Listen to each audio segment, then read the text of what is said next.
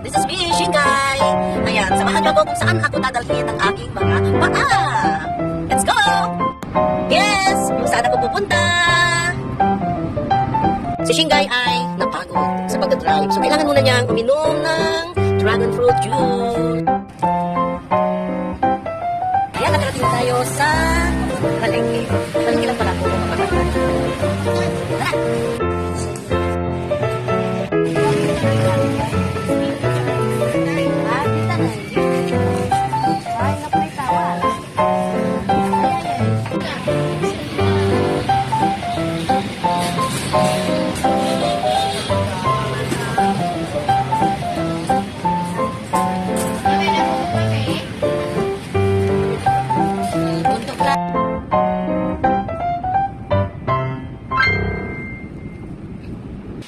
Ayan, Shinkai, ito yung mga nabili ko sa palengke.